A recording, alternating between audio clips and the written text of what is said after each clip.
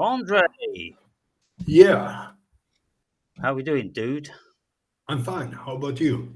Let's pretend that we've not been speaking for the last 5 minutes. Yeah, you recognize that. Yeah, yeah. So all is good. I made a couple of videos today, so people will know what I've been doing today. Yeah, Same as every day, trying to take over the world. Yeah. So, what page are we starting on, Andre? 447. Right. So, Yeah, we're getting there then. yeah. So the first underlining I have here is we should learn to yield to the ultimate power of yielding. So that was from like when it goes into the section about Lao Tzu and Tao Te Ching and so on. So we should yield to the um, ultimate what? Ultimate power of yielding. Yielding, yeah. So Yeah, we so giving we in. give way to Yeah, it all, and in a level of acceptance. You see, Lao Tzu, in his Tao Te Ching, yeah, which apparently was written about 800 BC, so it's a very old text. Um, uh, if I'm not wrong, or it could be 800 uh, AD. mm, But either way, it's an old text over well over 1,000 years. And he's saying that basically to be 100% with nature and to be completely in the flow with it. yeah, exactly. And then the thing I got from it was that the more uh, animalistic we become, the more primate we become, the closer we are to the essence of the Tao. Because we're not contriving anything. We're absolutely immersed in Mother Nature, Gaia. What do you think about that? Mm. I look more like the animal are like there is a presence with the in animal, absolutely, but also that animal has something that the humans don't have, which if a human would have the presence of an animal, it would be on a much higher level because we can make more of it, so to Yeah, well, speak. if animals had the same consciousness as human beings, can you imagine how connected they would be? I Yeah. wonder if that's possible, or whether when animals like the humans become more conscious, then we lose our connection with the earth. I think that would be. I think that's uh, one of the negative trade-offs. The more intelligent we become, the less we are connected to the earth because we get all technological, don't we? And look where the world's going now. It's all about artificial intelligence, Yeah. completely out of nature. Yeah, out of nature, but still of nature in a way, you know? Well, yeah, everything's even artificial intelligence isn't artificial. It's all nature because it comes out of nature. It's Yeah. just a different facet of nature, isn't it? Yeah. Yeah, in a way, but one can always have both perspective on it, yeah. Yeah, And but as I also look at artificial intelligence, is like it is material, so it's inverted, you know. It's like it tried to mimic what spirit is and all that kind of stuff. As soon as it can do that, it become an inversion, so to y- speak. It yeah. As soon as it reaches singularity and gains yeah, consciousness, yeah. I mean, what I think personally is that because now many of the top scientists are speculating that this is a simulation or a hologram, um, then I think it won't be. too much longer. I mean, it could even be 500 years, but I don't know. That's not a long term, really. I think we will discover that we are, in actual fact, artificial intelligence. We are a program because we don't know what consciousness is. We don't know what electromagnetism is. We don't know what gravity is.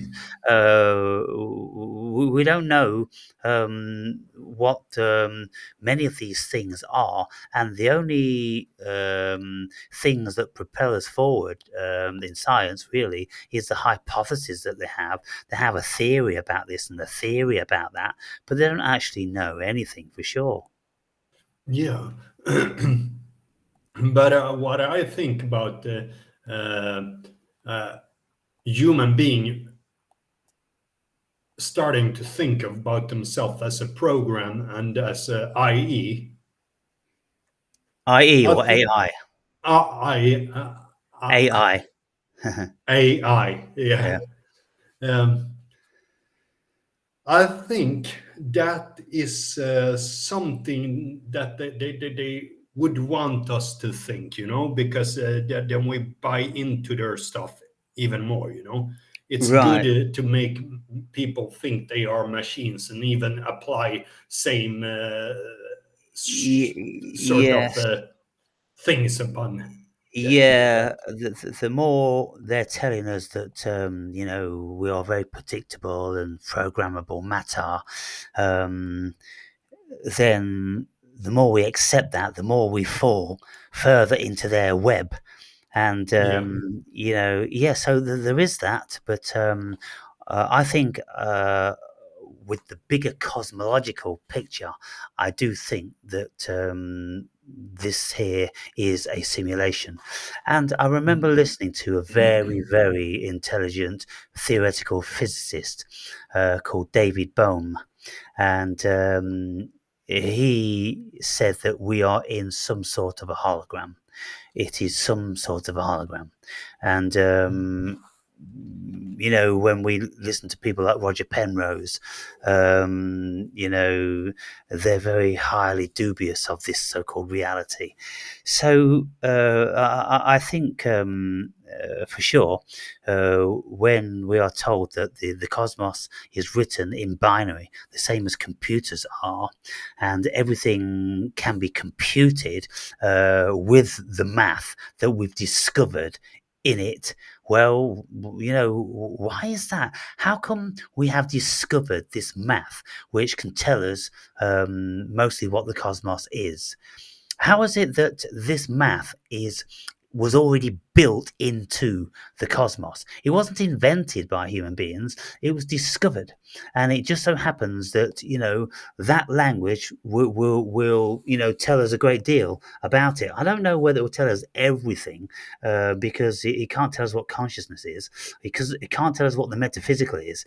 But apparently, as far as the physical goes, which isn't really physical, it tells us what that is. But when we look at into a computer, well, there's nothing physical about a computer, in that it's just information. That's all it is. The end product is information, isn't it? I mean, okay, so there's silicon chips and this, that, and the other, but the silicon chip is the same as like the human body. We think that we need this to be able to think, like we think that the computer needs to have a silicon chip and circuit to be able to do what it does. But I don't think it does, and that may sound preposterous to many people. I think it's all written into the program, and everything we do is just a program, and it sounds logical and feasible, which makes us believe that it's real. But yeah, we don't need brains to have consciousness. We know that absolutely for sure. And the Hindus knew that we didn't need computers to receive information from the ether. yeah, Yeah. yeah, So now we've got Wi-Fi, and we believe that. Everyone believes that because they're told, and it comes from aerials and masts and computers and that. But 2,000 years ago, they were saying that all this information, exactly the same as Wi-Fi, is out yeah, there. It's always been out there, and every time we speak something new, it goes out there and it stays out there. yeah, yeah. And that's interesting that you said that even computers and so on, it's not needed. No. That's interesting because then it talks about that it really is a force from beyond, you know. Yes. Uh, Even though we might have the brain as a receiving and Transmitting and transceiving. yeah, set, Yeah. so to speak, but yeah, You see, if you look at it that everything is a simulation, then nothing's real. yeah, Absolutely nothing's real. It's just electrical circuits. It's electricity. It's what the cosmos is consisted of. It's electromagnetic, and you see, Rupert Sheldrake. Do you know Rupert Sheldrake? yeah, Yeah. Okay. Well, he wrote a book, and I think it's called "Is the Sun Conscious?" Because he says, well, look, our brains are electromagnetic. We create electricity, and it's firing off all this and that. Well, the sun is a magnet, also is electromagnetic. It's generating its own energy. So why can't the sun, in principle, be conscious, the same as the cosmos? And when scientists take photos with the slow reflex lens, they'll take a photo of a certain part of the cosmos over, let's see, several hours, and they do it in infrared, and they can see that it's like the neurons in our brain. You've seen these yeah, photos, right? Yeah. yeah, And so they look at that and they go, "Fuck, the cosmos is a brain." hmm, yeah, So we're in a brain. We're in a brain. That's what we're doing. That's what it is. yeah. But there is a thing more. It is this like words are like spells, and it also um serves as kind of power structures. So if you know what I mean, it's power structures that can be used, you know. So if somebody say, yeah, like uh, intelligent design, for an example, okay, then that word is there, and that word can be used, and people buy into the narrative of what intelligent design is, and then Y- they can get trapped in that thought pattern, and yes. then the powers that be can use that as something to create a new religion, so to speak. So it goes the whole way around, you know. Yeah, so when we look Do at you know what I'm aiming words, at? words become things because Yeah, by the time the like you said word, in the book before, also. yeah. So we won't dwell on this too much longer because I write about this further in the book. I write about the simulation. I write about the Akashic records and all different sorts of things like that. Yeah. So here I have taken a long piece of this 447, still is the page. Right. Virtue, te. Virtue is one of the most essential concepts in Tao Te Ching. That's why the word is also in the title. It can be explained as the noble behavior of a person who follows Tao, the way, which is virtues in itself. We imperfect human beings, though, have to learn it. So, Te has to value has no value of its own. It's not an active force in the world, but the manifestation of conforming to the one fundamental power of Tao. What accepts Tao is therefore virtuous in a cosmic sense. What opposes Tao is not and cannot last, since opposing Tao is trying to counter the way the world works. Refusing to accept Tao is as futile as jumping up and down in an effort to escape gravity. It wears you down and gets you nowhere. Using the word virtue for te is not without risk, since it's already impregnated with meanings of European origins. It's from the Latin virtus and is mainly known as us from its ancient Roman and later Christian use. There is also the concept of virtue, which is used for what used to be called manly virtues, including firmness and leadership skills. Generally speaking, the European tradition regards virtue as moral behavior, the ability to live according to prevailing ideals. It's regarded as calling for discipline and self-restraint, as if human beings otherwise slip into the condemnable behavior. Those are virtues who have the strength to resist their weakness. Yeah, so a difference between virtue here in Europe and in the so-called Tao Te Ching, uh, and Hmm. uh, and um,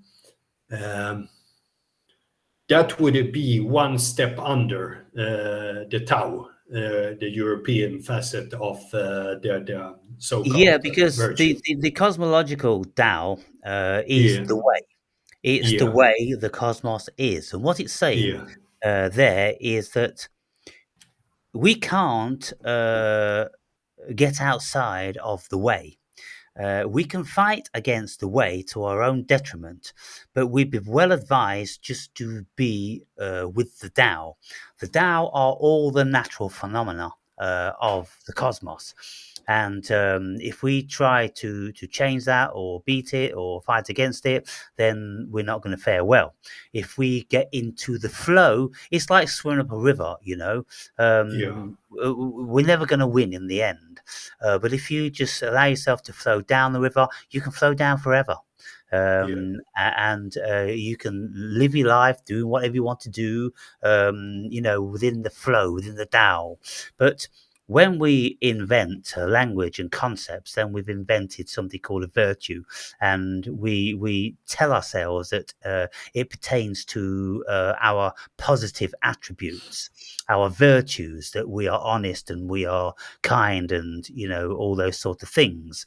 But these virtues, albeit they're narrowed down into our humanisms, but they do actually pertain to the cosmos, because the cosmos has a way about it which is honest and true, and so we would be well advised to be honest and true to it, to ourselves, because we're a part of it. If we start to lie to ourselves and others, we're going against the Tao, we're going against the way, we're going to cause illness and attrition and all that sort of thing. Yeah, exactly. That is interesting because every injury is done when you go against the Tao. Yeah. So then I look about on my own so-called injury, which is this balance where it goes back and forth, you know. And think about, yeah, there's something that really needs to get into balance, so to speak. Yeah, so I mean, I made a video today, and I'm speaking about having conversations with a friend, and uh, the friend is, pushing back against society, against the rules and the regulations, and the suppression of our sovereignty, and how much tax he should pay, and this, that, and the other.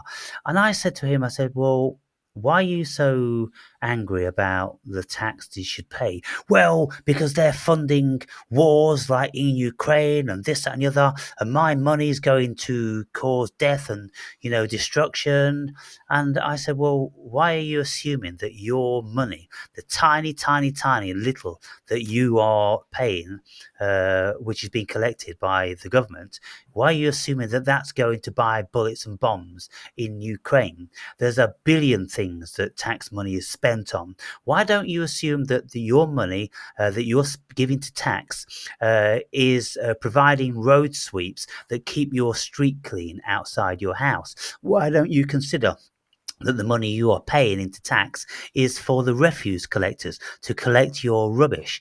Why don't you consider that your tax is going to put in new water mains in the city, to supply more people? Why have you chosen to believe, to impress upon yourself, to penalise yourself that your money is going to fund the war in Ukraine?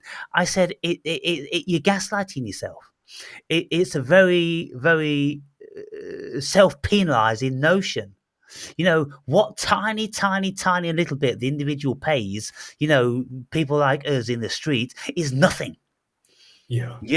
And some people, I don't want to pay tax because my tax money's going to Ukraine.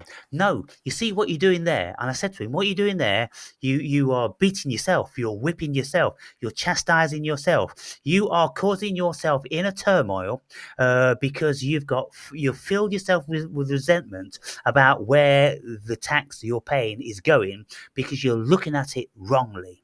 Now, I said to him, I've traveled all over the world.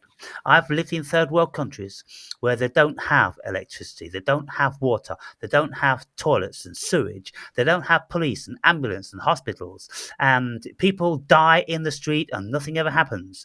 There's not even an ambulance in the country to come to take them away. People have to roll them up in a carpet and take them away on a fruit and vegetable trolley. I said, you need to get things in perspective, because the countries we're living in are the best in the world. It doesn't get any better than this. So people that are disgruntled about how we're living, they need to travel more. And why Yeah. is it, do you think, that all these millions of people coming from, these other third world countries think that these streets that we've got are paved with gold, because compared to them, where they live, they are. So we need to collect our thoughts and we need to bring it back to ourselves. You see, this video I made today speaking about this is how we punish ourselves, how we cause ourselves to suffer through our own thoughts, because we want more, we want more, we want more, and we're never happy. And whatever government money we have to pay, oh, I don't want to pay this. I'm a sovereign being. Listen, if you're a sovereign being, go and live in the fucking outback in Africa. You'll see what being a sovereign being means, when you got to fend yourself against wild fucking animals and tribes people which will murder you and fucking skin you alive and eat you. Then you'll know what it is to be a sovereign being. People get in a fantasy, about fucking life. I bring people down to a fucking reality when I Yeah. speak. Yeah. So I went off on a bit of a tangent there, but to be with the way. Now then, my life, I'm with the way. Yeah. I'm just living. I'm doing what the Tao wants me to do by keeping my body fully functioning and able-bodied and fit. That's within the way. You see, and then Yeah. it keeps my mind active and pure as well. And so then when you do physical work, you want to eat good food, and then that Yeah. replenishes the body. And so, just getting out of bed and doing something active each day Yeah. means so much to us. And your cold showers and your working out and your yoga and your eating the right foods and everything, that's living the way of the Tao. Yeah. Going out and grabbing at more things we don't need, that isn't working with the Tao. That's why so many people are sick. Yeah, exactly. It's like I often say, the only thing we need is like food, and the ceiling over our head, and training, and some other stuff, but pretty simple. Maybe community. Maybe, yeah, Yeah, community. yeah, that as well, but not all the other things that the human being has created for himself, like things that we didn't have 200 years ago, and they weren't even thinking about having those. People are addicted to a lot of those stuff today. Yeah. And when So we have at our fingertips, all the information on the planet, well, we get our minds polluted. And yeah, our minds become influenced and we carry the weight of what we've listened to. And when we listen to stuff, the algorithm sends us more of that stuff, more of that stuff, more of that stuff. And in the end, every time you turn on the computer, you've got all this terrible stuff. And you think that that's how the world is. No, you put in, animals in the Amazon jungle. You put in like termites in the deserts of Australia, and then you'll start getting sent all those wonderful things, and it will change your mind in an instant. People have to realize how they poison themselves. They are literally spoon feeding themselves poison every day by watching wrong stuff. yeah, exactly, yeah, And so when people tune in to these pundits, these media, um, independent media channels, look what they're doing here, look what they're doing there. Oh, they're doing this to us now, you know. Oh, they're going to be doing that to us soon, you know. Well, fucking hell. It's yeah, ridiculous, and it is addictive because you always want to know what they're doing to us next. Well, yeah, what is that actually happening? Is that person who's telling you that is actually doing it to you? Because if you didn't listen to him, then you'd be fucking free in your mind. yeah. You know. Yeah, it's not needed. The time is more well spent on doing the right thing instead of consuming a bunch of stuff like Yeah. that. Yeah, I mean, we live in very, very difficult times. We do need to know what the world is doing. We do yeah, need to know what nefarious governments are up to.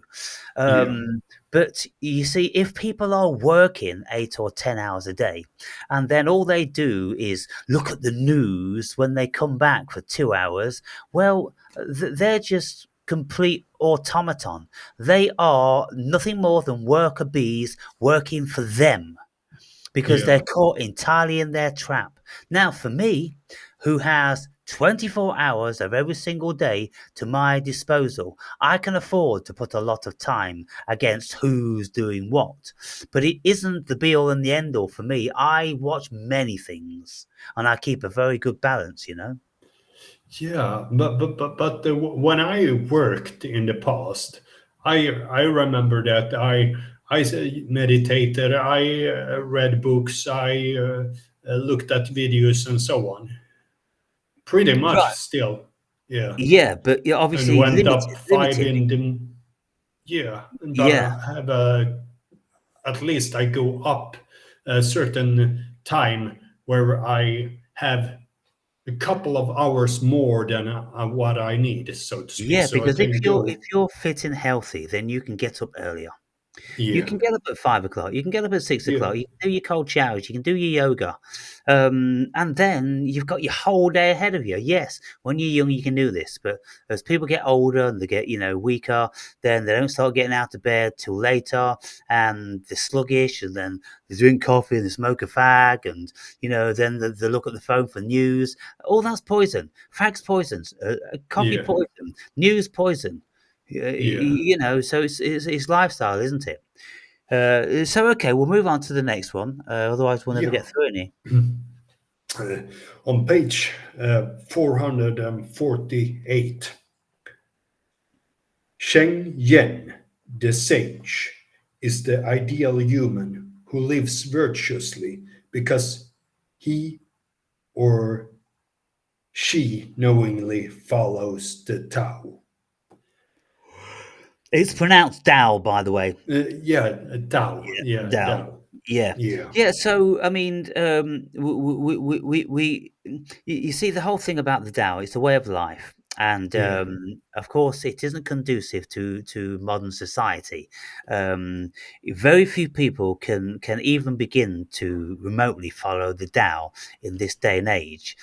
Maybe Tibetan monks living in the monastery, working in the fields, planting rice, and all that sort of stuff. Okay, they can, but we can't. But what we can do, we can learn about our holistic health. We can learn about the energies and the spirit of Gaia, and how we can work with her and be with her. Yeah. So if we don't grow our own foods and things like that, well, at least get out into nature, at least an hour every single day, and observe and see the reality going on around you.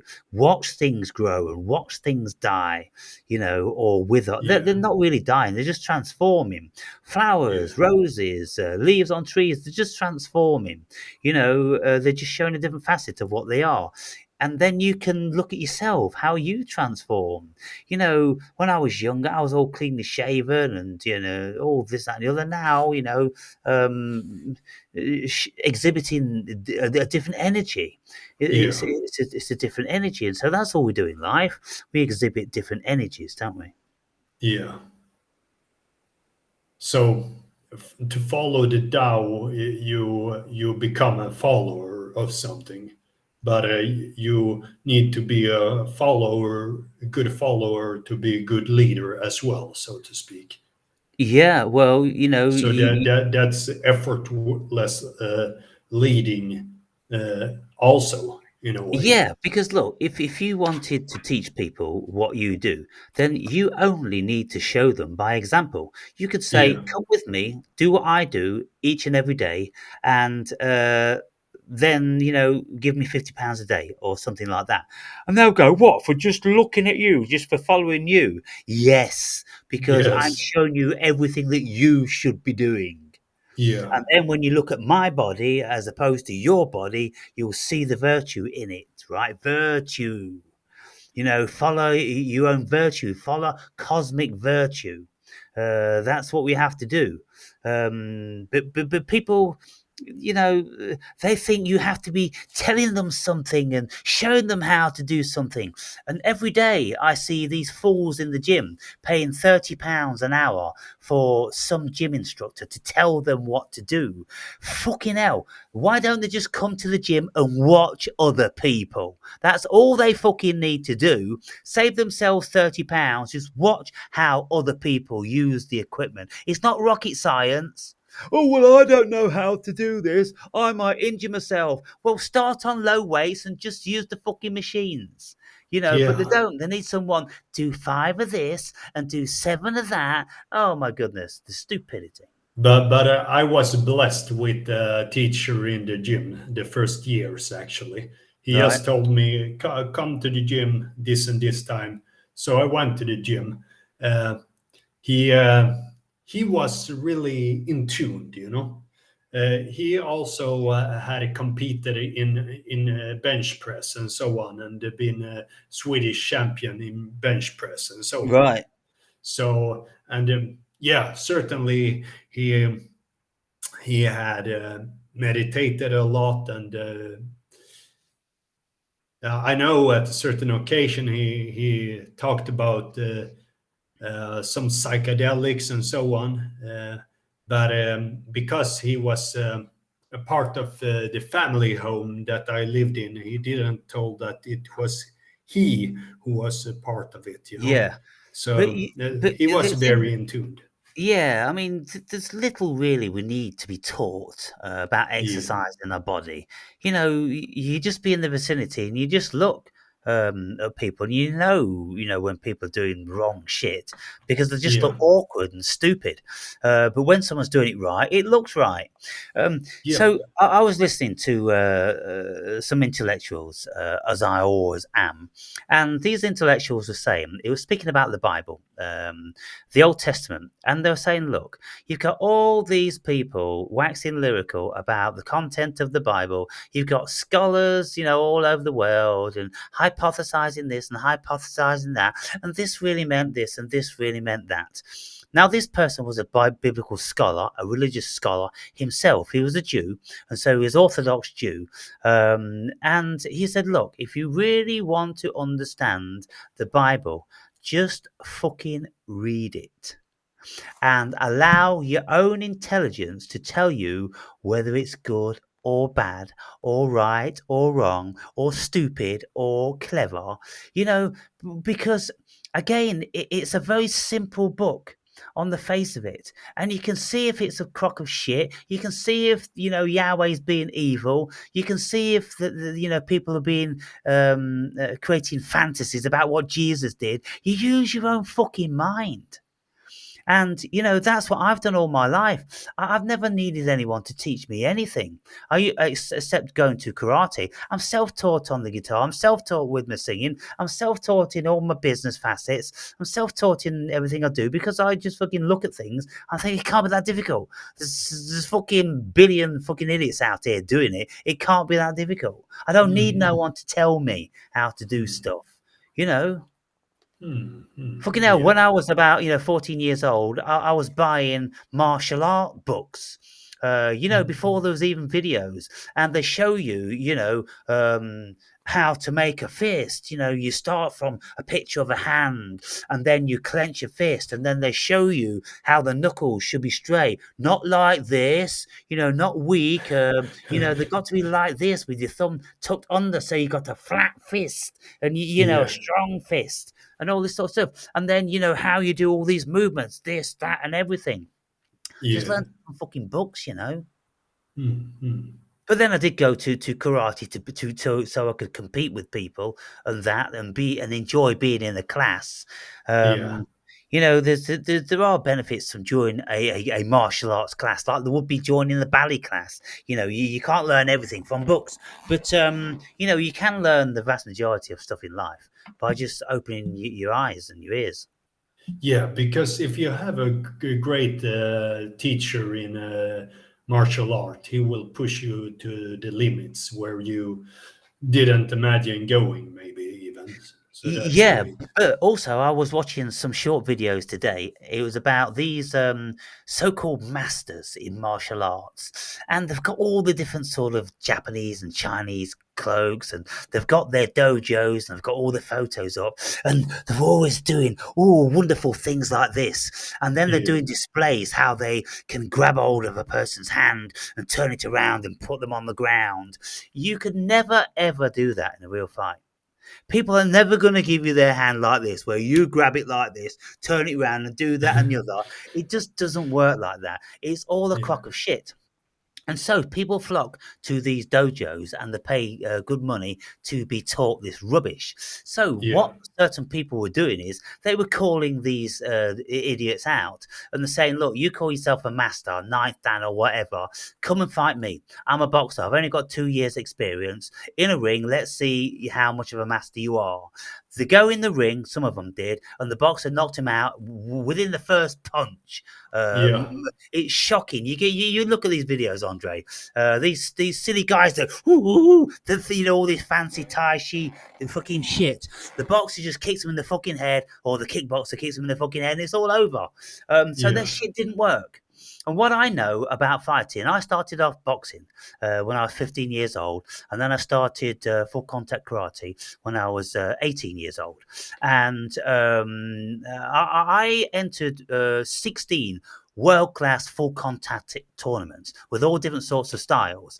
And I very, very quickly knew what fucking worked and what didn't. And all this fancy shit, they never got anywhere in the trophies. They would get beaten in the first round because what really worked is a good kick in the fucking head and a good punch in the ribs. And that's it. Solid. You see, Kyokushin, the style I did, was full contact karate, Yeah. where the master originally would fight bulls with his bare hands and he'd bring them down to the ground and he would actually kill them with his karate chops and this on the Yeah. neck. He'd do this to show people the power of his style. Mm. Real martial arts, and so real fighters, yeah, they're pissed over all these fantasists. So there's a lot of fantasists out there that do all this teaching, but my old man always used to say, those that can't teach, those that can do. So you got all these people teaching in schools and university. Do they really know how to do the stuff they're teaching? All these spiritual leaders, do they Yeah, really live by that? yeah. Yeah. Uh, You know, this is why I look at people like Rupert Spira and fucking Sadhguru, and I'm like, you guys, you've never done no entheogens. You see, entheogen means God within. You've yeah. never had God within you, muppets. And I don't know for sure whether Sadhguru has ever done any entheogens or anything.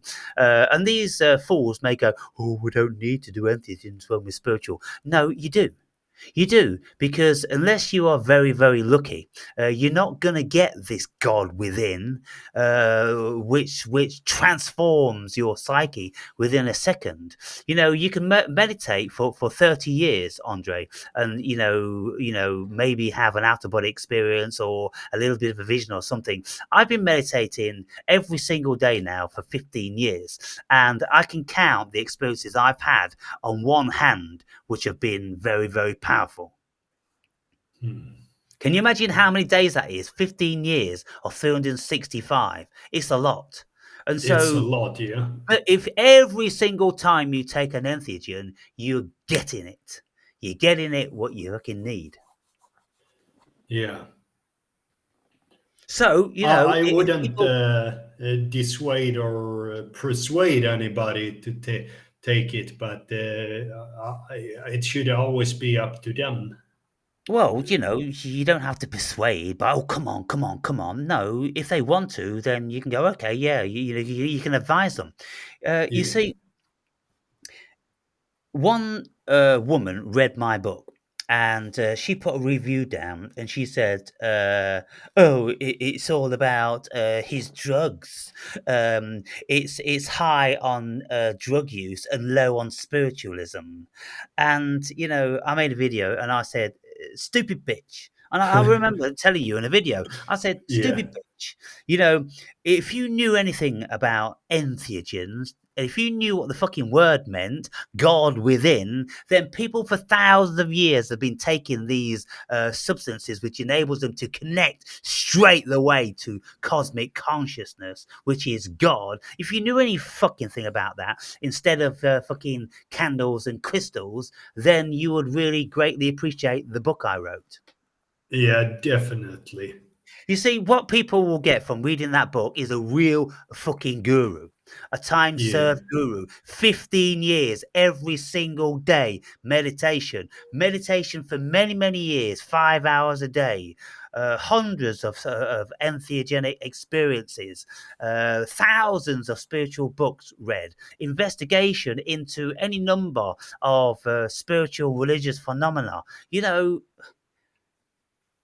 and a lot of it's in that book. Not all of it, of Yeah. course, but a lot of it's in that book. Yeah, yeah, it's a great start because you get in view with a lot of different subjects. So by getting introduced to all those subjects, you can just choose a bunch of books by going by that afterwards. Yeah, I mean, somebody also said, "Oh, yeah, it's a good starter. It's a starter and an ender."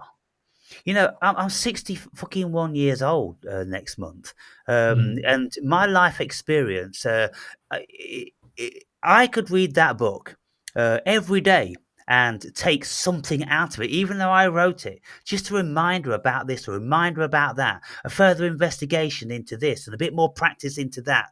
Like I say, that book is the world's first spiritual Bible. People, think I'm talking like a fucking idiot. But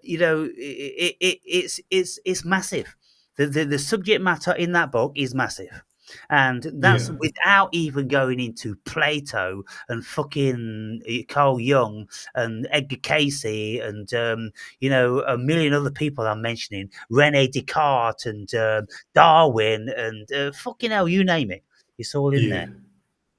Quantum mechanics, fucking hell, it's endless. And so what I'm saying is, even a spiritual master would read that book and think that's interesting. And Yeah. there'd be Uh, facets. You see, the Tao Te Ching. There's a synopsis of the Tao Te Ching in there. The Tao Te Ching is reputedly one of the most powerful spiritual books on the fucking planet, and it's in there. There's lots yeah. about the Bible in there. There's lots about Buddhism in there. So fuck me, I'm picking eclectically from around the world. You know, the great Greek philosophers and modern day philosophers from all over the world. You know, people like Nick Bostrom speaking about the simulation hypothesis. You know, that's a big fucking deal, people. If you get your heads around the simulation, and then when you take some fucking DMT and you start to realize, fuck, it's probably very, very highly likely. You won't know this unless you read that simulation theory book. You won't know it unless you take these entheogens. You just read it and go, it's just high on drug use, if you ask me. Anyway, rant over. Yeah. On page 449, Lao Tzu speaks repeatedly of the sages of ancient times. He shared this view on history with most, if not all, Chinese thinkers of antiquity. In their eyes, the time in which they lived was far inferior to the distant past in just about every way, especially regarding the virtue of society and its inhabitants.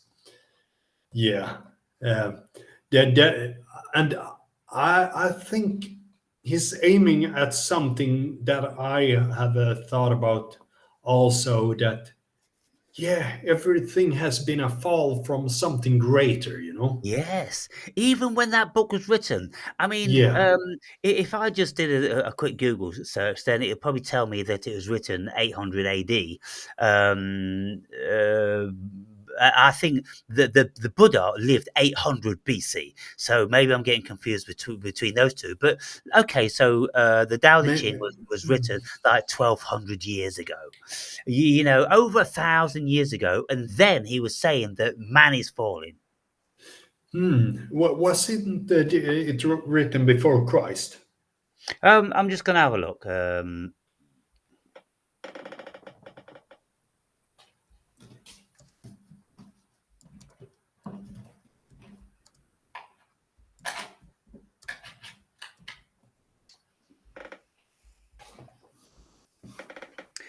Okay, so well, it says here the Tao Te Ching is believed to have been written around the third century BC. So yeah, the third century is like oh, so okay, 200 years before Christ then. Yeah, I So think it is 2,200 years old. Speculated, but yeah, okay, like the Art of War as well. You know, it's a very similar books in a way. You know, right, yes, it's I mean, the Art of War also talks about the middle way in war strategy, so to yeah, speak. So yeah. it's really interesting how those two books would go very well together. And you see, the samurai warriors and Shaolin priests, they were all very, very highly trained warriors. And so when you look at these swordsmen, these Japanese swordsmen, you know, the samurai, uh, uh, that sword was connected to their psyche, to their spirit, to their body.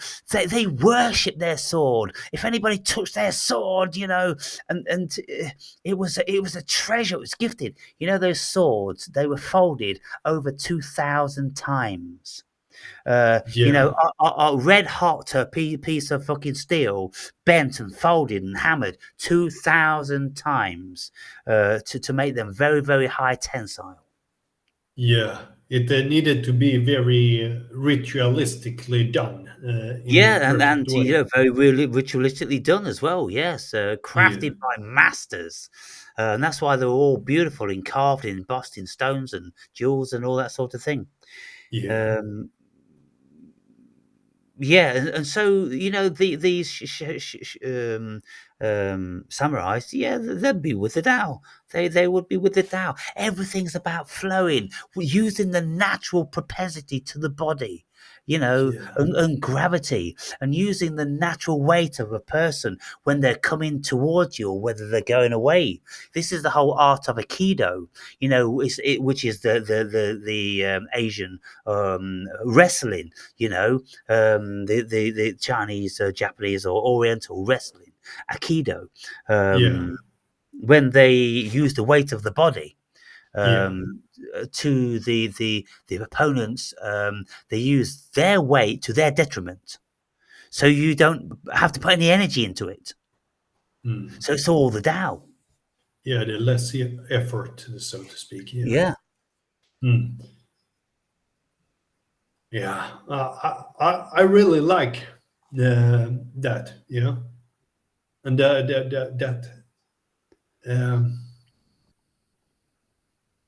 it's so fascinating thought also that the masters were something we couldn't almost imagine today. You know, it yeah. would be something splendid, like an absolute Ubermensch. Yes, Ubermensch. Now, have you seen these Yeah, videos with these Japanese uh, Buddhists? I don't exactly know what their ideology is. They're training to be priests. Every one of them is absolutely strictly doing martial arts from the age of about 2. Have you seen these videos? yeah, yeah. I think so.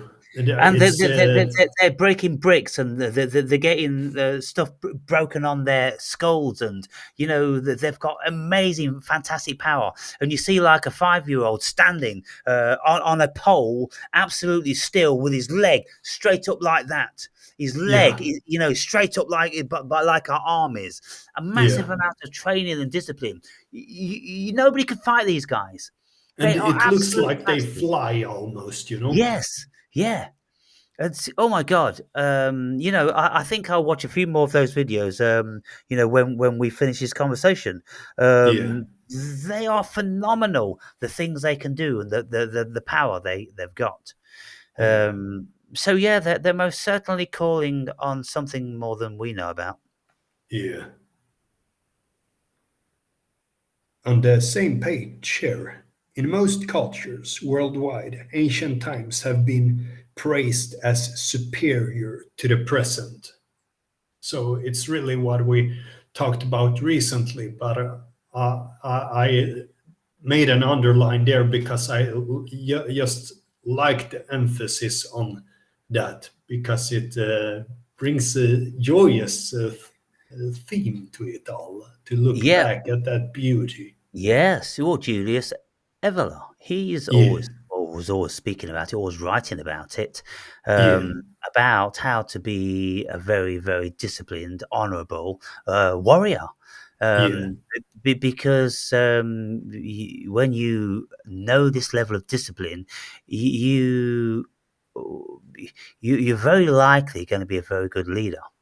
yeah, When you know what it takes to finely tune the mind and condition the body, and stave off all of the impurities and the temptations and everything, your mind is working so crystal clear. You can see everything as clear as a bell. You know, yeah, it's tremendous. So Plato in the Republic, he was writing about this. Many people of the past, you know, have written about the ideal leader, you know, king, warrior, all these sort of things.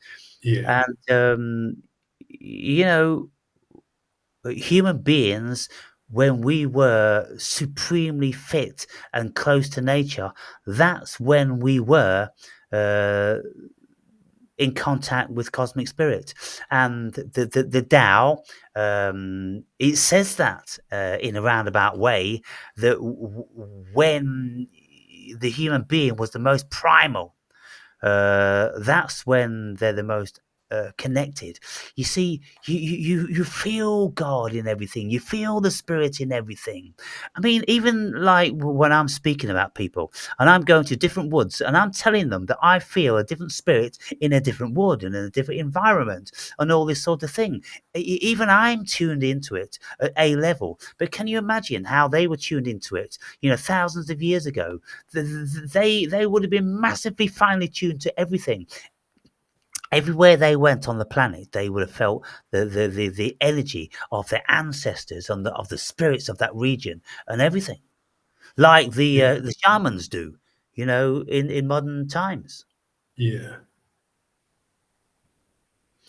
So in that book again now, the Tao Te Ching. It's massive. It's huge.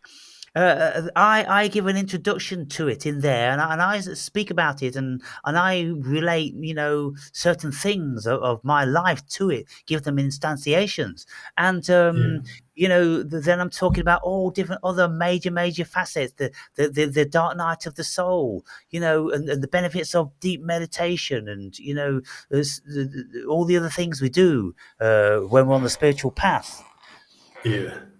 And yet, you're the only person who's come forward to speak about it. Like I say, I think it's vastly over and above most people to even, remotely get what I'm speaking about. It's a process, maybe a patience until they come forward, maybe. Yeah, maybe, but I think you need a vast amount of experience. I mean, the person that wrote that book has got a vast amount of experience in many realms all over the world, and Yeah. life experience, Andre.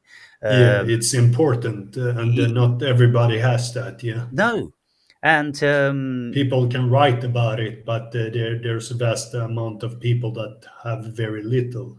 yeah, and so near death experiences, those sort of things, which Yeah. are seriously traumatic. In that book, I write about one occasion where I considered I had actually died in Mm. a scuba diving dive. Um, and the beautiful thing about what I wrote in that is less than a month ago, somebody on my channel um, asked me, have you ever had the feeling where you swore you died and you'd gone into another parallel dimension?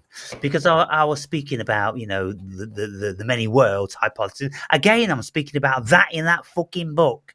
What Yeah. isn't in that book? I don't know what it isn't in that book. But this guy said to me, have you ever had this experience? And I said, yes, I have had that experience. I've had so many powerful experiences. I've had this experience whereby I was diving, and you're only supposed to dive no deeper than 30 meters with compressed air.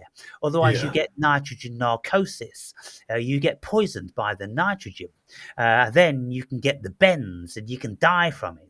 But at low levels of nitrogen narcosis, you get disillusioned. You can have massive panic attacks. You can feel as if you're in a complete euphoria. I've had both. I've had a very powerful negative energy, and I've had the wonderful thing.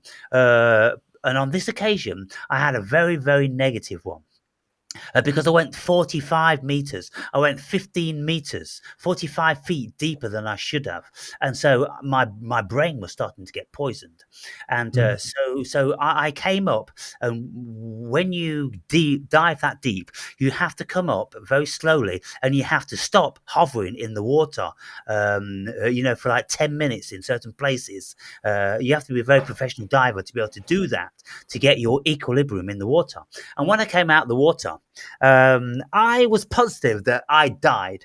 Um, The dive went completely wrong. I panicked and I dived, like many people do die in scuba diving experiences. And for 2 solid weeks after, I was walking around like I was a new person in a new dimension, and I felt very powerfully about in the old dimension how my family were mourning me, my daughter was so sorrowful, and this, that, and the other. Um, because this is a phenomenon that lots of people experience. You do actually feel like in the old parallel universe you died, but Mm. everything continues exactly the same in the new one. Because the only difference is very often, Andre, is when you see, if you listen to Sean Carroll, if you read Sean Carroll's book about parallel universes, he'll tell you that, the universes are being created billions and billions and billions every single second by different things people do. Um, if you just shat yourself now, for instance, on purpose, well, that would be enough to send you into a different parallel dimension. In one dimension, you would have shit yourself, and in another dimension, you wouldn't have, you know? And that's the only thing that would have changed. And so, lots of people have a problem with the many worlds theory because it's too incredible. It's too unbelievable to have trillions and trillions and trillions of endless cosmoses being born just because we do something different in one, right? Yeah, it's I like that theory more when I thought about the what you were like saved from drowning by your own effort, but in a parallel dimension you drowned and Yes. you could feel the one close to you mourning and so on. Yes. And I And became I felt like a ghost. hmm, 2 weeks. I played a very deep video game back in my teenage years. I don't play video games longer. Full-grown man doesn't do that, Yeah. I think. Yeah. But that was a storyline that was very complex, and it played around with this two-world theory. And Right. the character you were in that game, he was drowning in when he was 10 years old. Right. But when he gets slung into another dimension, further back, forward in time, where he he had drowned in that dimension, so it had been a slip. No, that dude, he died 10 years ago. That's not you, and so on. Right. Yes. So I started to think about that, and it had a very beautiful atmosphere and all that. It was in the ocean, on a beach, and all that kind of stuff. Yeah, well, when people have near-death experiences and they have a life review, everything passes before their very eyes, and they see everything they've done all their lives flash before them in a few seconds.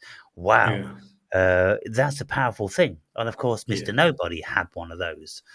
yeah, Um, and so yeah, when we have these experiences, they are very, very powerful, they're very meaningful, they're very educational, they're very conscious, expanding.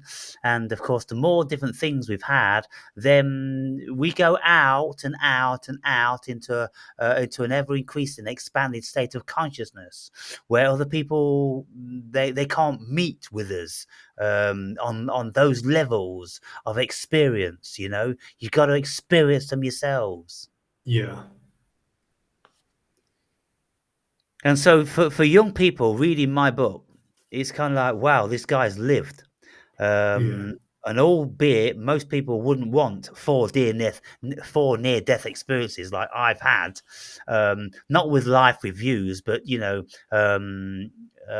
coming very close to death. If the circumstances had been slightly different, I wouldn't be here. Uh, yeah, and so on one of the occasions I speak about, I fell off a roof I'm refurbishing one of my old buildings down in Bulgaria, and I'm up with a hammer knocking some timbers off an old fucking roof, and I trod on one timber. It went under my feet, and I fell straight backwards, 12 feet, 12 feet, all the way back, and I landed smack on my back like that. All around that region was huge timbers with massive nails in them. There were bricks and rubble and everything, and I fell on a small patch of ground with nothing.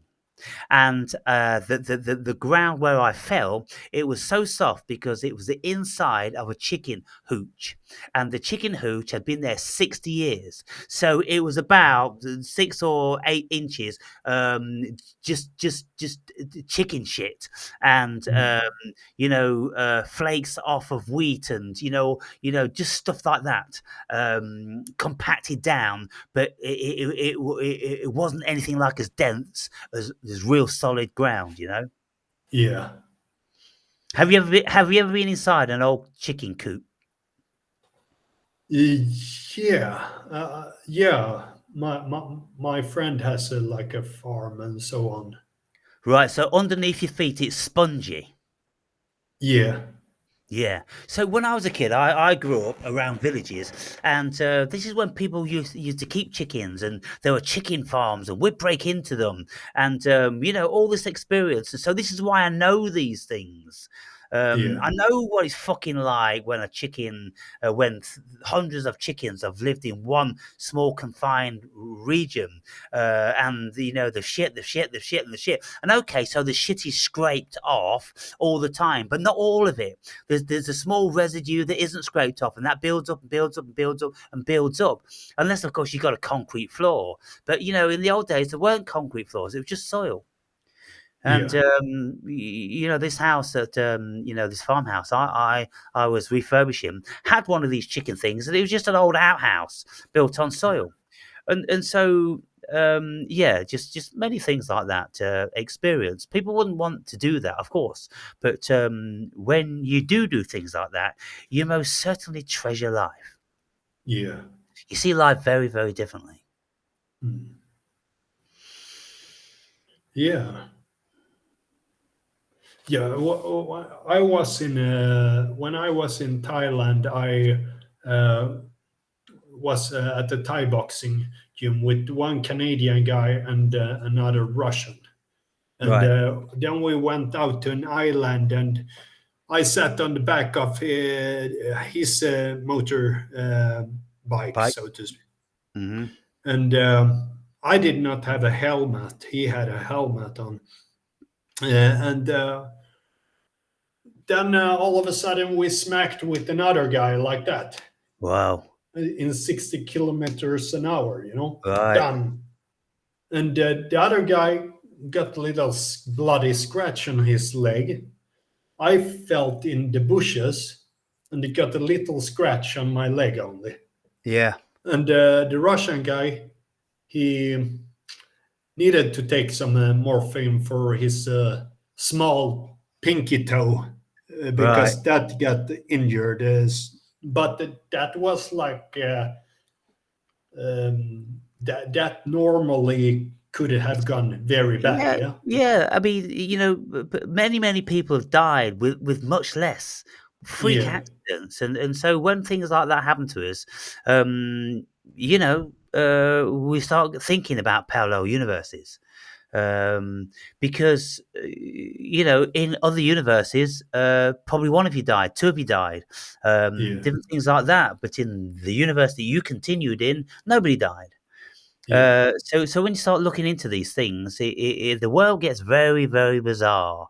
And then when you start looking into, quantum physics in general, super, super bizarre. There's nothing about quantum physics which isn't super bizarre, unfathomably extraordinary. Um, Hmm.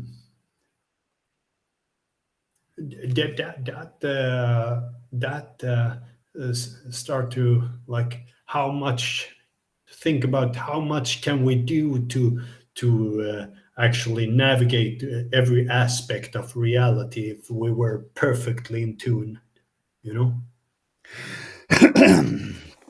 I don't know about that because yeah, I don't believe in free will. Yeah, Um, and so, if you don't believe in free will, then everything is preordained. And yeah, yeah, all my life, I felt that I was blessed, and so I never was gonna die.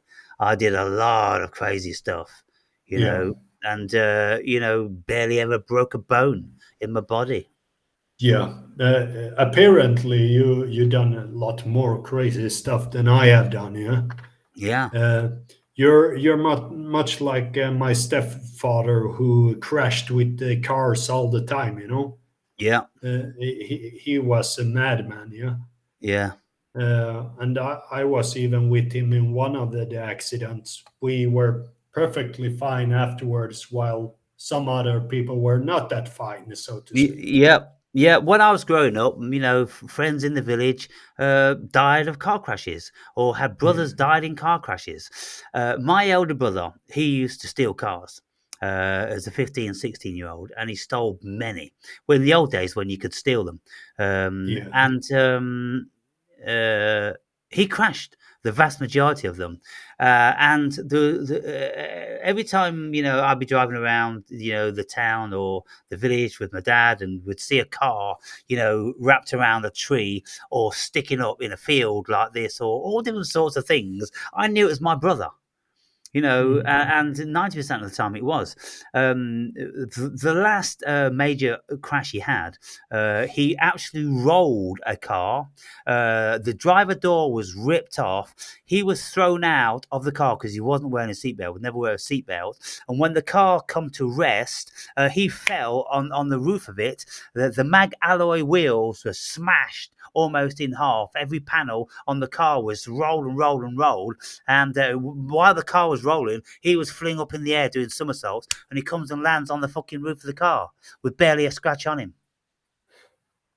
Unbelievable. yeah, yeah, very, Yeah. And so, but other people, they'll just hit a tree in the wrong place. yeah, And that's it. It's all over. yeah. On the same page here on 449, a profound Western change of attitude towards the past evolved with the Industrial Revolution in the 19th century, the advancement of technology, and the progress of natural science. So soon rewrote history as one of development from a primitive state to one of increased refinement and advancement. Civilization was seen as a process of continuous improvement. Human wisdom was based on positivism, the idea that the method of natural science are the only ones by which the world can be understood. Yeah. So we lost our roots. We lost our Yeah, roots with the advent of the Industrial Revolution. yeah. That was The where the Enlightenment. The yeah, Enlightenment.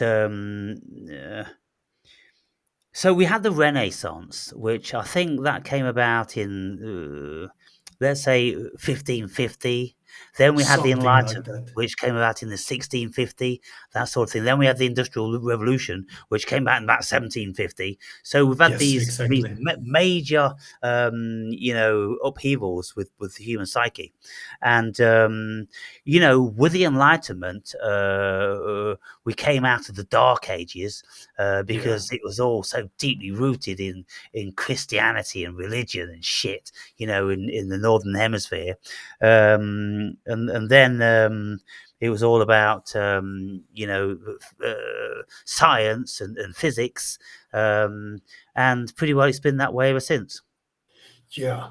But I think they threw a lot of shit on the Middle Ages because a lot of great stuff came out there as well, even if much has been deleted. But take Meister Eckhart for an example, which is a famous Gnostic. Yeah. People like that. And I would imagine that a lot of stuff that is not there anymore is the pagan stuff and all that kind of stuff. Yeah, but you know the main focus was on the Industrial Revolution and the standardization of everything, Yeah, the whole world to be the same. You know, the railway tracks to be the same width, and even though they weren't for many years, and I don't even know whether they are today. But yeah. you know, road Schooling signs, system yeah, also. schooling system and everything, all So standardization. Um, needed a perfectly stupid human and a perfectly intelligent human within a certain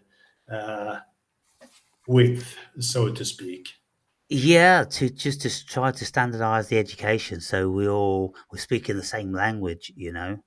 Yeah, And you know, there's lots of positive things and there's lots of negative things. That's just how yeah, it is.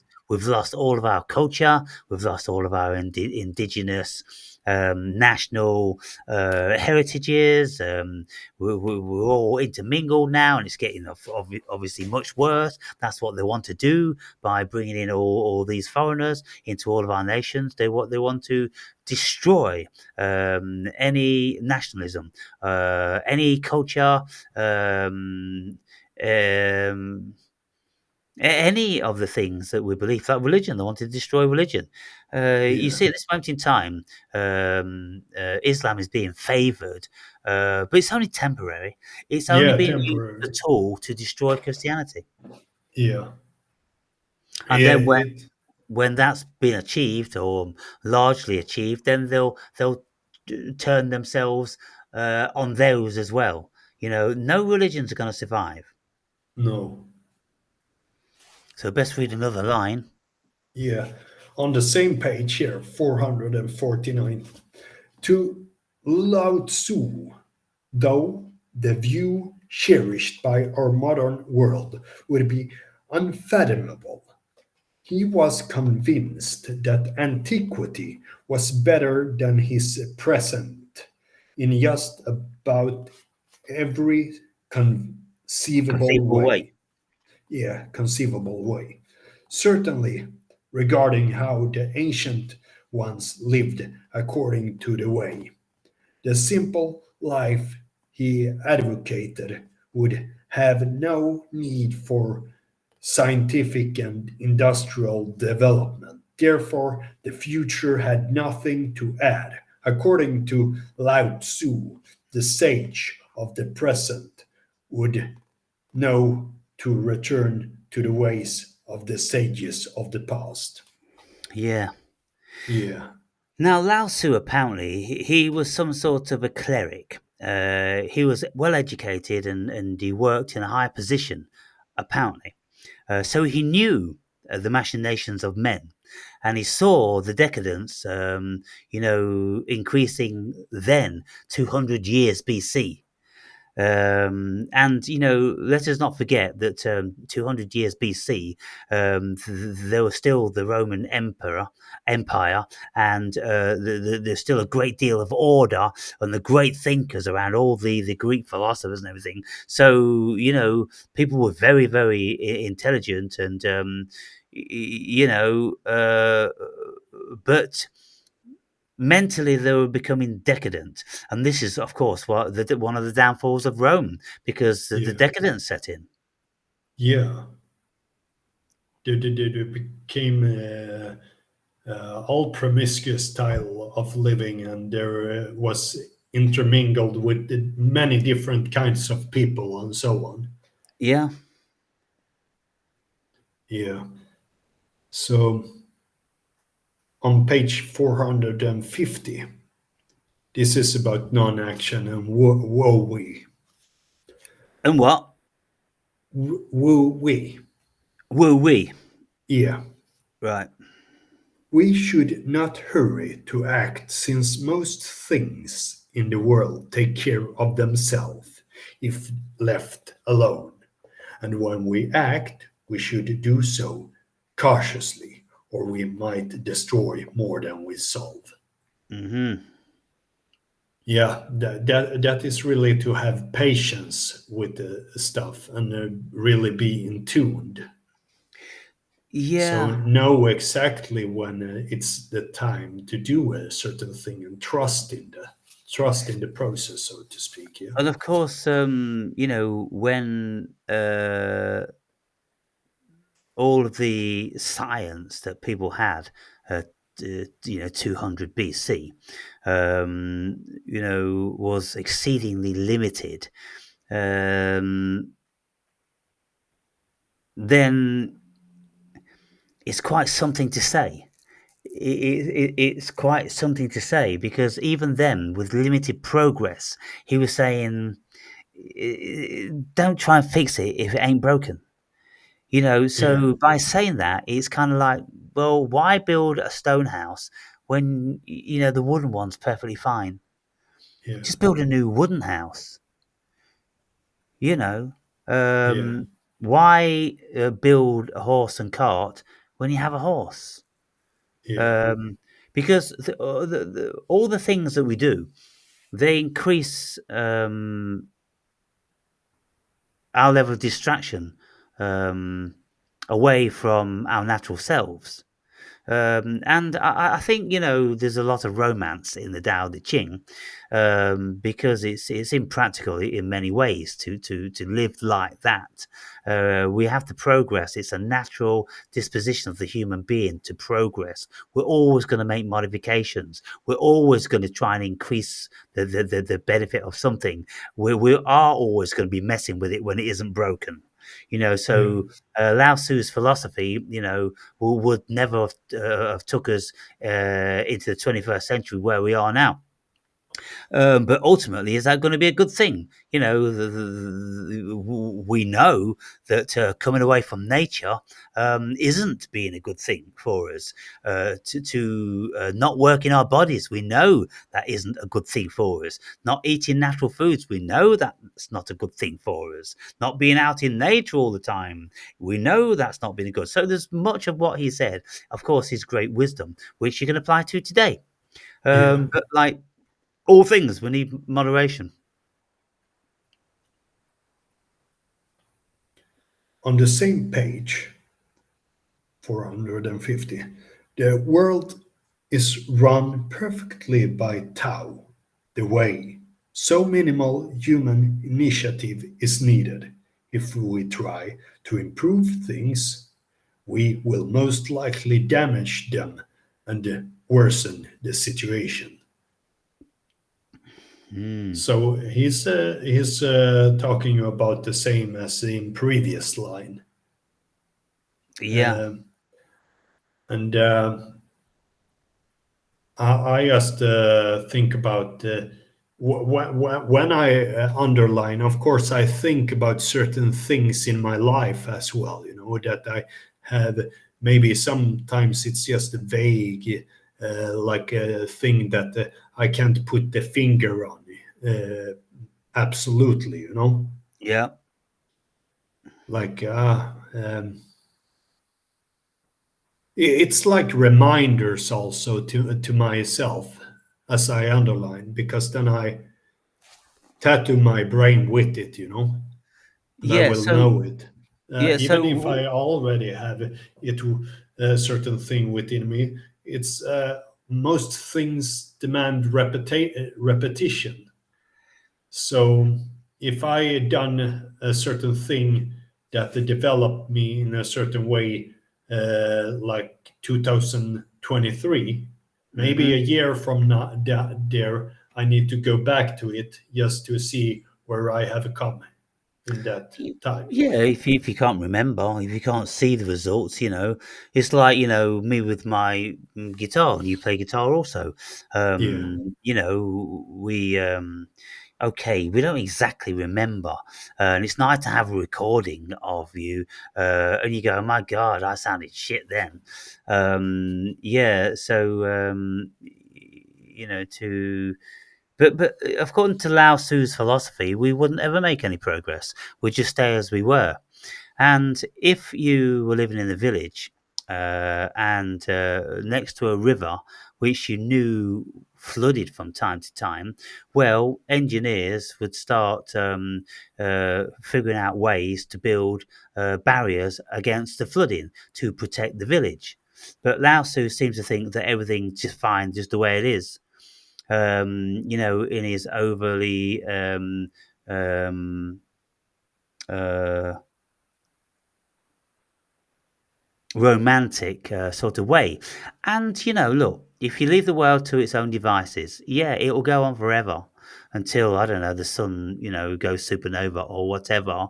But the world has a habit of turning itself inside out. And, it's like that major flood down in New Orleans a few years ago. Killed, I don't know, a lot of people and destroyed thousands of properties. When the engineers and the people in power there knew that the barriers that had been built weren't substantial, they weren't going to cater for an expected larger flood, and that's why it devastated the city. People knew that it wouldn't. So Lao Tzu would have never built, any dikes or anything like that. He would have just allowed it to happen and go, well, that's the Tao. That's the way. People live and die. Yeah, that is the way. But if you don't want to die, if you don't want your house, carting away by the river, then you do something, don't you? Mm. Yeah. It's interesting to look into people's philosophy to see how they were and why they wrote it. And Lao Tzu, apparently he was disenchanted with how people were in positions of power, always meddling in things and trying to change things, and fixing it when it wasn't broken, and implementing this and implementing that. I suppose very much like modern day politicians, very often getting things wrong on a global scale. And he's like, just fucking leave it alone, will you? Just Yeah. fucking leave it alone. Stop your meddling in wars here and wars there. You see, in the Tao, it's got a section on war. It's got lots of sections on, many, many things, hasn't it? Yeah. And so, yeah, it's a philosophy, it's an ideology, Yeah. it's an idea, and so it's handy to know these things when, particularly, they're reputed to be very, very powerful and valuable in our world. It's like the Bhagavad Gita. If we don't know, what that is saying in that, the Bhagavad Gita is, supposed to be the Hindu Bible. And so it's very, very important to know Yeah. what that stuff is. Yeah. Indeed. And there's much to learn from it. Also applicable to life all the time. Yeah. Yeah.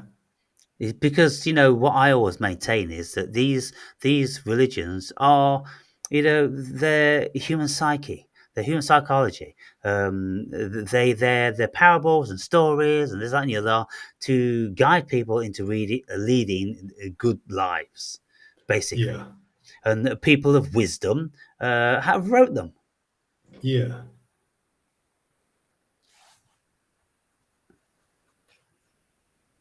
On the same page here, Lao Tzu insists that the less we interfere with what happens around us, the better. Yeah, exactly like we have talked about Yeah, already. Yeah. yeah. So, But you see, people like indigenous people, like Aborigines, they never yeah, built a fucking thing. They never ever built a single house or hut or anything like that. They lived just sleeping on the ground and nomadic life, walking around and hunting this, that, and the other. North American Indians, as well as South American Indians, living off the land, pretty nomadic. They'd move when they needed to. They didn't build fucking cities and try to go against nature. They went with nature. They went where the waters were, where the rains were, where the buffaloes were. You know, where the rivers weren't running dry and all this sort of stuff. And okay, Yeah. yeah, beautiful lives, wonderful. But when people got sick for whatever reason, very many people would die. Whereas, in modern times, many people survive what people used to die from. Simply with the advent of like penicillin and simple surgeries and all that sort of thing. Can you Yeah. imagine, Andre, the pain of an abscess in a tooth? Now, I've seen many skeletons and skulls from archaeological digs with people who had abscesses. And what you could see from the skull, the bone had been rotted away, and there's a huge hole, sometimes this big, in the jaw where the Yeah. abscess it ate away at the bone. They must have been in massive pain. Toothache is one of the most excruciating things you can ever have, and so Yeah. I don't know how anybody would live with that pain. I would say get a fucking stick, put it in the mouth like that, get a rock, and smash it out. And I'm Yeah. sure many, many people would do and get massive release. But Yeah. often people didn't do that. And of course, in more modern times, 1500s, 1600s, 1700s, then, they started to think like, we're going to pull this motherfucker out. Yeah. Um, yeah. And Mm. so, Lao Tzu, 200 years BC, I wonder what facilities they had for tooth extraction. Mm. Yeah. And so that was technology, which um, would have sorted that out. Yeah. So on page 451, a king ruling in accordance with Tao will do a lot of good unnoticed, as if things took care of themselves. Yeah, he will not act in a boisterous way, so to speak. He will flow like the waters. Yeah, well, if you've got a little bit of a insurrection in your town or city, yeah, in time, it will sort itself out. But how many people are going to be murdered in the interim? How many properties are going to be burnt down and all that different sorts of thing? So I often wonder where it's coming from, just saying leave everything alone. Yeah, but that comes from a mindset of being present and uh, have it inwards, so to speak. Well, the major thing that I took from Lao Tzu was that he was seemed to be inferring that the more primate we were, the better off we'd be, um, because we'd be more like animals. And it was actually our consciousness and our desire for progress that was our detriment. And Mm. he seems to be inferring that, look, a pride of lions is going to tear some zebras and gazelles to pieces. Don't try and change that. That's just what the world does. And so human beings will stove each other's heads in. Well, that's just nature. That's the Tao. That's the way. Don't be fucking with the way. Don't be trying to put people in prison and get guns and prevent this and prevent that. Why would you do that? Well, if you did that, well, what would happen? Well, maybe people would start to be obese, and the population would increase so exponentially.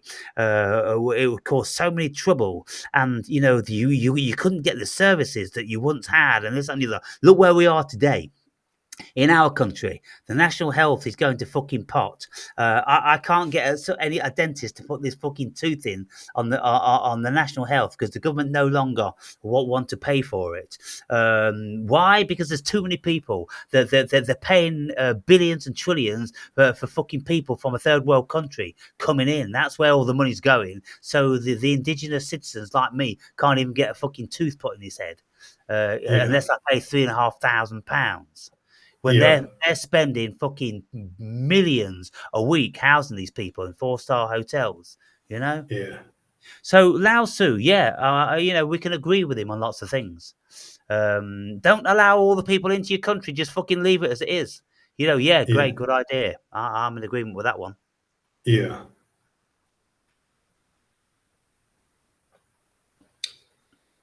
So on page 452, war is nothing but utter failure to comply with the way. Yeah, there you go. Yeah, You're trying to prevent things. yeah, yeah. It can be like unavoidable at times, but yeah, it shouldn't be like glorified, but still it need to be worked out in the best way possible, in line with the Tao. If it's already there, so to speak, it would be Yeah, like yeah. So there's just what maybe where the art of war comes in. Also, yeah, the we'll just read that line one more time for me. war is nothing but utter failure to comply with the way. Hmm. So So must be a way to bring it back to the Tao, then you know.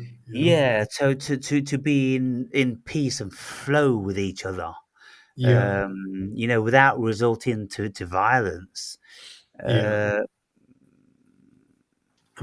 But it's the war is just something happening. Then you need to like disassociate it.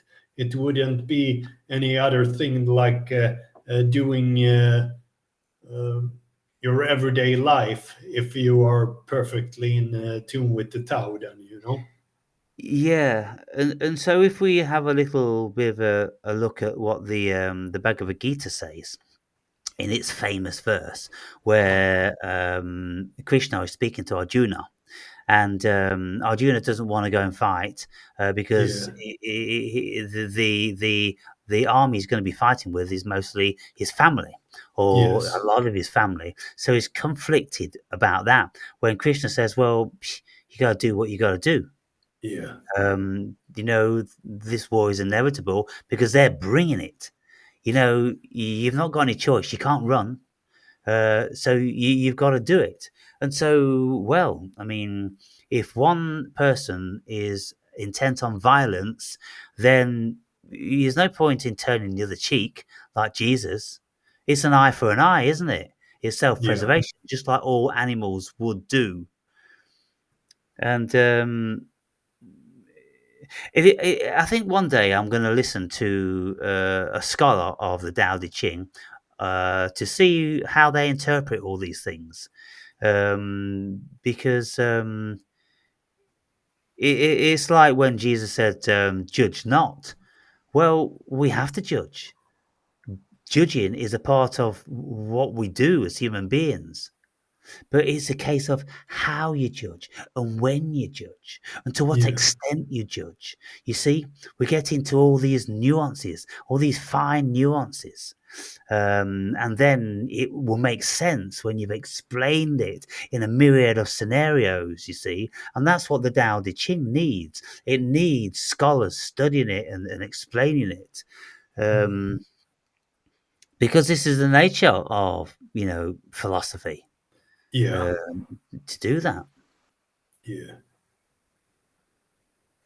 So the next line: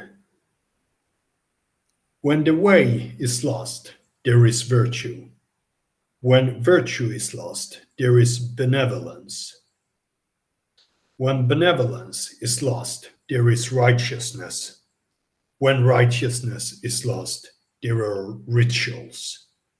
Rituals are the end of fidelity and honesty, and the beginning of confusion. Wow. Yeah. Then the way towards the spiritual is the first thing that is lost, so to speak. Yeah. And Yeah. then benevolence could be like the ethics that are left afterwards, maybe the Yeah. virtue. Yeah, one step down, it becomes first First, it's uh, the way, which is the way towards the spiritual. Then virtue is left, and virtue actually becomes the more masculine form of virtue, maybe that which is more prone to Europe and Greece and so on. Yeah, Yeah. and then afterwards there's ethics As we get and more and more sophisticated. yeah. And then people start to moralize about what's right and wrong and so on. Yeah. That's the other thing. And then it seems like there's just a shell left of something. Then everything just falls down in total chaos and subversion. Yeah. When we step outside of the natural way of the world. Yeah, Yeah, you see, it's very good food for thought, and yeah, everybody will take something different out of that. And I included it for a lot of reasons, but one of the reasons was to give rise to a great deal of ponderance, because it because of how renowned it is, yeah, and genius it's supposed to be, it's very, very deep and complex. And so, just an introduction to people, along with the other massive subject matters that I've included into that. But I finish it off in kind of a way after. Did you get that far? Because that Tao Te Ching thing, it went on for many pages. But I summarised it at the end. Did you read the summary? the summary, I read all the part of the Tao chapter. Yeah. So yeah, I read one page after that is like 453. Yeah, And I start summarising, what I took from it. Um, yeah, that the primate is closer to God and so on. Yeah, yes, exactly. yeah, yeah. Bec- I do think in an opposite way that the primate doesn't have the same facet as the human being, so to speak. Same level of consciousness. Yeah. So if the human being would do the best with the Tao, then that would be a more optimal way if it is done right. So if we think about the days of renown, long back before the book was written, then it probably was at a much more perfect state, so to speak. Yeah, I wonder if it was ever perfect, because whenever we look back, we also always seem to consider that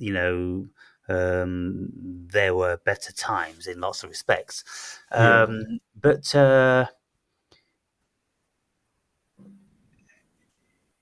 So what Lao Tzu's saying basically is that the more we progress, the further we are away from the Tao, yeah, and that is true. The human being is losing its humanity. It's becoming a machine. It's becoming a hive mind, governed by computers. We can see this, absolutely as clear as a bell these days. In a very short period of time, with the introduction of computers, look how we have took those computers on as appendages to ourselves. We can't be separated from them, and people panic when they lose them. It's absolutely incredible how they have become so detached from their natural beings, yeah, so highly dependent on artificial intelligence. yeah, Yeah, crazy. yeah, really. So we got 15 minutes to wrap this one up, Andre. Yes, here's this is into next chapter. So the I have one more underlining only. Okay, cool. So it's on the chapter 21, um, on page 458. Metaphorically speaking, I am talking to myself at the end of the day. We argue with ourselves, go to war with ourselves, love and hate ourselves. It's all us. We are all one. But for the sake of pretending that we are not all one, and that myself and you are not God, I will continue to finish this book on how to know God, how to know ourselves. Yeah. Hmm. So there we come closer to God, so to speak, but closer to self, like the book's name is nowadays. Yeah. Um, because in there, I say, oh, look, everything I'm writing to myself. Yeah, Everything I'm doing it for myself. Even if you think you're doing things for other people, you're doing it for yourself because you want to do it for other people. So it's all yourself. yeah, And at the end of the day, if this is a simulation, this is a dream in the mind of God, and there is no free will or anything like that, then just like ants, we are all doing what we're supposed to be doing within the colony. yeah, And so I know that I seem to think I know, I intuit that I know that I'm God. We're all God. It's all God. People will deal with that notion however way they will. But when you've looked very, very closely and deeply at this thing called life, you know that you're not separate from everything or anything. So it is all one. And if it's all one, then it must be God in the concept of a creator or something responsible for it. I'm it, you're it, so we must be God. Just like every cell in your body is Andre, it's yeah, you, you yeah, know. And every cell in your body is capable of the exact same replication of your whole body. It's got all the information in. Can you believe it? A microscopic, this tiny, tiny, small little cell has got all the information in, which apparently the DNA stretches, a fucking billion times around Earth. This is the extent of the information in our body, all in every single one cell. Well, yeah, we are just cells in the mind of God. Look up at the stars and the planets. They're all just neurons in the brain of God. And so I'm saying, look, I know that I am God. I'm speaking to myself because there's nothing else. But let's just pretend that Andre's, separate to me, and other people are separate to me because we've come here to play. That's what we've come to yeah. do. Hmm. And if we just accept that we're God and, well, there's no point to anything, then you wouldn't do anything. But you see, this is why we've got egos. This is why we've got this illusion. This is why we've been beguiled so much, because it enables us to think and dream and fantasize about things. And that evidently, what the creator or cosmic consciousness wants. It wants to explore itself. So we're all exploring ourselves because we are it. What do you think about that? Yeah, my mind has delved around that for a long time. It seems like it, and it doesn't seem like it. It's like, in one way, I would, if I were absolutely God and not just a shard of God, then I would know what was happening in France at a certain street right now, but I don't know it.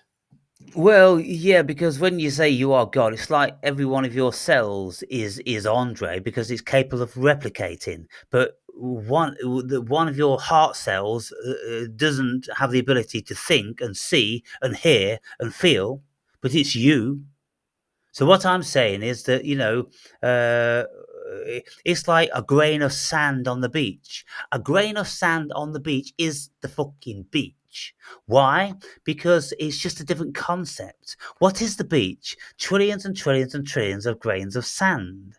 If you take away you see, there's this whole philosophical conundrum where a philosopher would ask, when does a collection of sand grains become a pile? What stage? How many grains of sand do you need before it becomes a pile? And I suppose how many trees do you need before it becomes a wood, or before it becomes a forest? Who makes these fucking rules or assertions? They're just concepts, aren't they? So one tree is the fucking wood. It is the forest because it shares in the vibration, in the genetics, in absolutely everything. Yeah. And so it's like talking to a tree and asking, "Who are you?" "Oh, I'm a tree. I'm just a lonely old individual tree. A lonely old individual tree." Well, there's billions of like you on the fucking planet, and you're all identical in many, many ways. Don't you think you're just like one organism? "Oh no, I'm separate. I am. Look how far away that tree is from me." It's stupid. Mm. And so, it depends on how far you want to come out to look at Yeah. it. Yeah. If you like this photo which was sent back from one of these explorer modules, the tiny blue dot. This space module was going past Jupiter, 460 million miles or something, and the Earth is like this. Well, if you look at that photo and you say that you're not the world, well, I mean, it's just semantics, isn't it? Yeah. Everything that we've ever known is on the world. Everything that we are conceivable is on the world. The whole cosmos, what we see, is on the world because it pertains to our consciousness. Yeah. So, aren't we the world? We're made of the world. We're going to go back to the world. It's just language and concepts. When people say, "No, you're not the world's big, the world's huge." You don't know how big I am. I'm the fucking cosmos, you idiot. You know what I'm saying? All these small minded scientists that tell you, "Oh, you're over there and I'm over here." No, you're not. In your fucking fantasy, you are. Yeah. Where am I? Where am I? I'm in consciousness. And you think it's your consciousness, but it's not. It's cosmic consciousness. That's where we are. We can't find fucking consciousness.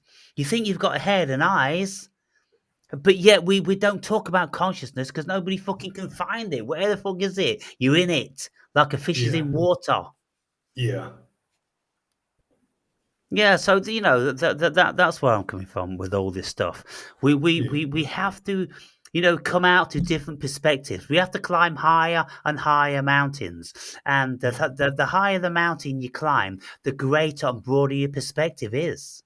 And Yeah. then you come to a point. If you stood on Mount Everest and you could have the vision to see over the whole world, well, you go, well, I'm a part of the world. Yeah. All this I see is within my consciousness. It must be me. But if you're just walking down some shitty street in the town, then you don't probably think you're the world. Mm. Well, that about wraps this one up then, doesn't it? Yeah. Yeah, it does. Yeah. That is perfect. Now everything has been read for this time, and I will come back for the next chat whenever I had read a bit more.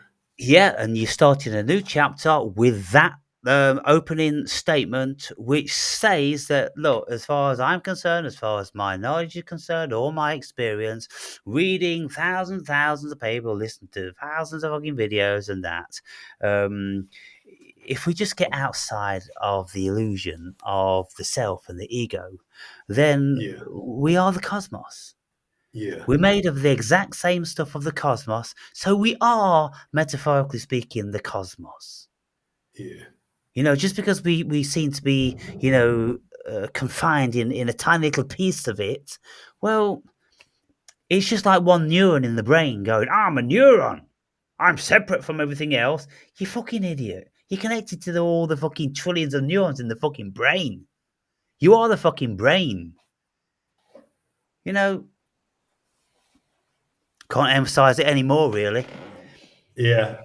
Yeah, You you know, have emphasized it like a million times in many different ways before, yeah, and of course I always think about it, but I think about a lot of different subjects where I am both open towards it and I'm skeptic to it. I'm always both open and skeptic to many things all the time, yeah. because I always like look at with the suspicious eyes upon things. Yeah, you can look at it to suspicious eye, but uh, to me, it's a no-brainer. I don't know how anybody really couldn't conclude that we are God, we are the cosmos. Why? Ask yourself this question, Andre. Why? Because this thing that's saying I am God, I am the cosmos, is consciousness. And the only fucking thing that enables us to say that is consciousness. And we don't know where it is, we don't know where it comes from. So doesn't it seem reasonable that you are consciousness? Everything is consciousness. Therefore, we must be the fucking creator. What of it all is not an illusion? Sorry? What of this all? I mean, it's the like scaled down view of things is the most closest to a certain kind of truth. It feels like, you When know, you but when you scale every perception and every thing away, but then we come into absolutely nothingness and non-existence. yes, And yeah, that's actually samsara in a way. Or is it just a state of mind? I would think it's nirvana. Yeah, yeah, Because yeah, yeah. I meant nirvana. Yeah, yeah, yeah. I Uh, didn't meant samsara. Yeah, because samsara's the nasty facet of it, isn't it? Yeah, It's constant, turmoil and destruction and all that sort of thing. The wheel of yeah. samsara. Um, That which the human being is always reborn into. yeah, Yeah, creation and dissolution. yeah, A bit like the cosmos, Big Bang and then an implosion, Big Bang and then an implosion. But yeah. yeah, when we look, study quantum physics, and we see that with all of our endeavors to find the actual substance of the cosmos, we only find an abyss. We just find an abyss. When we go into the deepest crevices of our brains, we find the abyss. When we look Yeah. out into the deepest and expanses of the space, we find an abyss. So Yeah, the abyss seems to be the most real of all things in a way. Just the feeling I always get of it, the nothingness, the total yeah. scaled So away if you experience. picture this, if you picture a computer like the ones Yeah, we're looking at now, uh, without any electricity, yeah, What is there? Nothing. If it doesn't have that life, there's nothing there. But you Yeah, give it the life, you give it electricity like you give ourselves electricity, like the cosmos has electricity. Once you turn the light on, you give power, then all the illusion manifests, Andre. yeah, You turn the light off, all the illusion goes into darkness, into the abyss. It's yeah. all potentially there, but there's nothing that can be perceived because it Mm. doesn't have the juice. Whatever that juice is, that's the thing. That is Yeah, the real, true essence of what we are. Because if you imagine that we're in a simulation, without yeah. the juice, the simulation wouldn't exist. If we were in a hologram without the juice projecting the lasers, the hologram wouldn't exist. If you didn't have 1 volt of electricity apparently in your body, you wouldn't exist. Mm. If this light never had the electricity going to it, then we'd be in complete darkness. Yeah, And so, when we look at, I look at things from many, many myriad ways, and all roads lead to Rome, as far as I yeah. can see. But you have certain ways which you look more towards, so to speak. Certain ways which I look more Yeah, towards. yeah, yeah, yeah. More towards others than to some. Even if you might look from the other perspectives as well, you might look more to some than others. Like uh, you look upon being God is what everything is, you know. And when I think about it, I often come towards the nothingness, the scaled down experience, the non-existence almost. Yeah. Well, there's no such thing as non-existence because consciousness is always there. Yeah, yeah, the abyss I meant, you Yeah, know. so we have a conscious abyss, and Yeah. even in quantum physics, you can listen to people like the PhD John Hagelin, who is CEO or something like that. He was of the Transcendental Meditation, institution. Um, he is a theoretical physicist, and he's done many, many lectures on the quantum field. The quantum field of all potential, conscious, and it's only by the virtue of the conscious field that it thinks things into being. It thinks atoms and energies into being. And when we look at quantum physics, and the quantum physicists tell us that these atoms, these conglomerates of energy, come in and out of this paradigm of existence. Where do they go? Where do they go? Are they going into another simulation? Are they going into another parallel dimension, parallel cosmos? All these different sorts of things. I mean, this world, Andre, could just be a simulation on an intranet. Yeah. An intranet which gives rise to connecting to millions of computers. Let's say 1,000 computers in a business, the intranet. Well, when one computer goes down, the internet doesn't go down, does it? The internet's still there. It's just that your computer hasn't got no juice in it. Mm. And so as soon as the juice is turned on, it comes back into the internet. So that's what it seems to be to me. Mm. And for thousands of years, people have been speaking about we are light beings, and everything about is about light. Everything manifests out of light. Quantum physicists tell us that everything is made out of photons, which is pure light. How can everything which is material be made out of something which is immaterial? Well, because nothing is material.